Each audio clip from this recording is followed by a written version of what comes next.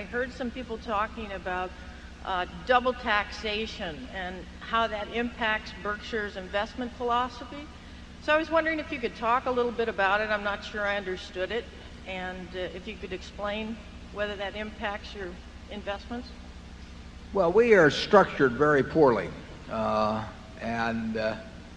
you were looking, if you're going to start all over again and do most of the things we've done, you'd probably not do it in corporate form or precisely like we do it. I mean, what that gentleman was talking about in connection with McDonald's applies much more to Berkshire Hathaway even by far than McDonald's in terms of detaxing part of the income stream.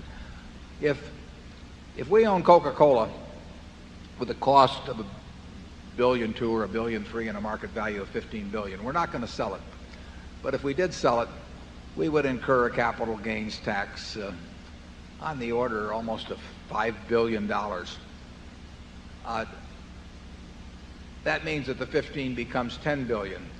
Now, if that 10 billion is reflected in Berkshire's value and you bought your stock when we bought our Coke, then you pay a second tax in turn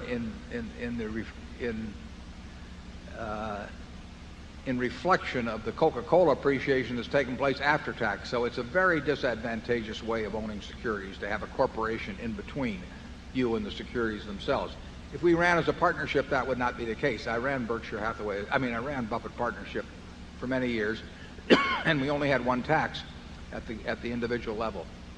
So our stockholders are, to the extent that we own marketable securities, and we own a lot of them, and to the extent that we have a lot of profits over time in those, own those securities in a disadvantageous way. Now, we also have a float which helps us own them, which is a big plus. But corporate ownership of securities, if you have the option of owning them directly or through a partnership, corporate ownership is disadvantageous, and we're stuck with it. We've had it for all these years. We've got no plans to do anything about it. We couldn't probably do anything about it if we wanted to. So that is a drag on our performance compared to what would be the situation if we operated as a partnership. And Lloyd's syndicates, for example, didn't have that problem. Some insurance companies that operate in Bermuda may not have that problem to the same extent. Certainly partnerships don't have that problem to the extent they own securities. But it's a fact of life with us, and we're going to pay a lot of taxes. Charlie? No, we have no cure for the corporate income tax, and it is a big disadvantage for the indirect owner of securities. So far, we've surmounted it well enough, but we're carrying a load there.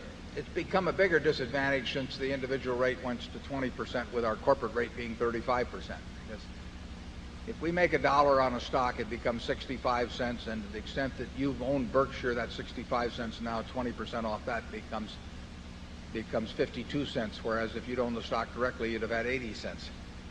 Now, when we owned Geico and it wasn't consolidated with us, you carried that one more extreme. I mean, Geico had capital gains, and we had a capital gain proportionally in Geico, and so on. I mean, how you're structured does make a real difference, but usually once you get into a given structure, you're kind of stuck with it, as I indicated in the answer to the gentleman on McDonald's.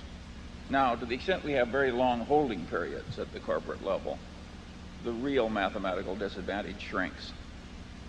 Yeah, and we might not have been able to get the float that we have if we hadn't been operating it in a corporate structure, so that is a mitigating factor too. But we like to have the mitigating factors without anything to mitigate if we get our choice.